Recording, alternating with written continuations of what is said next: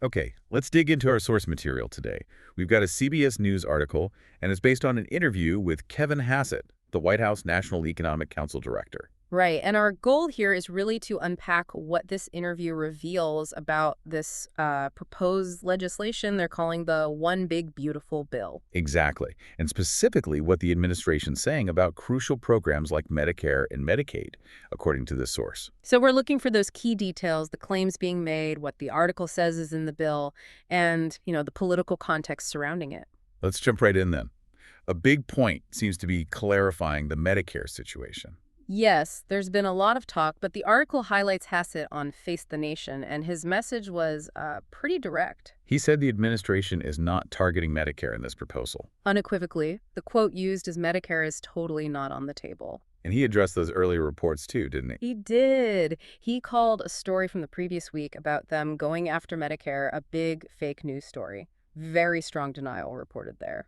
Okay, but there's a bit more nuance in the article, right? It wasn't just a flat denial. Well, yes, he did apparently add a condition. Hassett signaled they would look at Medicare if senators managed to find waste, fraud, or abuse. Ah, okay. So not targeting it directly, but leaving the door open if waste is found. Exactly. And he reportedly contrasted that by saying, he hasn't really been briefed on Medicare waste specifically. But he has seen it elsewhere. Yes, the article mentions him saying he has seen a massive amount of waste, fraud, and abuse in Medicaid. That distinction is highlighted. Interesting. And the source also brings up Senator Tom Tillis. Focusing specifically on waste in the Medicare Advantage program. Things like government overpayments to insurance companies. And Tillis's point, according to the article, is that tackling that wouldn't affect beneficiaries. Correct. So the framing presented in the source from Hassett and Tillis is about efficiency, finding waste, especially in Medicare Advantage, while insisting the main program is safe. But with that caveat from Hassett about senators finding issues, right, that if is important.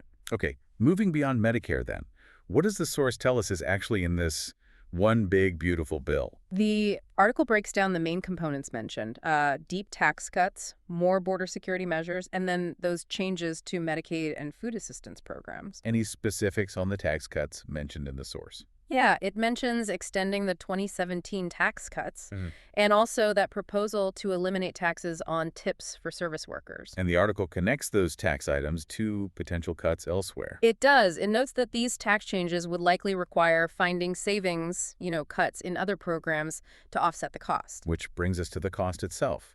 The article mentions the CBO estimate. It does. The nonpartisan Congressional Budget Office weighed in. And the number is significant. Very. The CBO projection, as reported, is that the bill could add $2.4 trillion to the national debt over 10 years. Wow. $2.4 trillion. That's definitely a figure that complicates things. Absolutely. It sets up a major challenge for the bill's supporters, trying to balance tax cuts and spending with that kind of debt projection. The article really frames this as a central hurdle.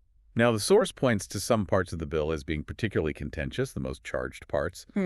Medicaid seems top of that list. Yes, the proposed reductions to this low-income entitlement program are really highlighted as a flashpoint. And there's that striking detail the article includes from a closed-door meeting. Right, from sources who were apparently in the room with the Republican conference, President Trump reportedly told them, quite bluntly. The quote was, "Don't F around with Medicaid." Exactly. Pretty direct language reported there. Which makes the content of the bill itself even more notable, doesn't it?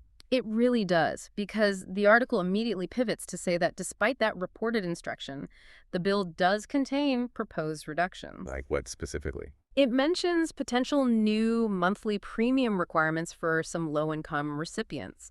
So there's this clear tension highlighted between the reported private comment and what's actually in the legislation. A key conflict point, according to the source, And that tension feeds right into the bill's prospects in the Senate. where they're considering using budget reconciliation rules to pass it. Right, because they need almost every Republican vote.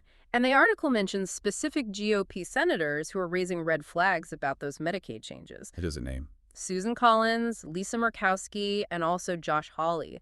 They've voiced concerns, especially about things like those premium requirements. And Hawley had a particularly strong quote mentioned. He did. Regarding potential work requirements, which often come up with Medicaid changes, he's quoted calling them both morally wrong and politically suicidal. Strong words. How did Hassett respond when asked about Hawley's concerns in the interview? Well, according to the article, his response suggested he maybe wasn't fully up to speed on that specific criticism yet. What did he say? He reportedly said he'd need to go see what he has and talk to him about it, and that he'd also want to talk to the president about the specific matter. So, not directly addressing Hawley's point in that moment. Seems like it. The source presents it as something the administration wasn't quite ready to tackle head-on during that interview. And the vote math in the Senate is tight. Very tight. The article points out they can afford to lose maybe 4 Republican votes, assuming all Democrats oppose it. So those senators' concerns are really critical. Okay, so amidst all these policy details and political hurdles, what's the administration's big picture argument for this bill, as reported by CBS? It boils down to the economy.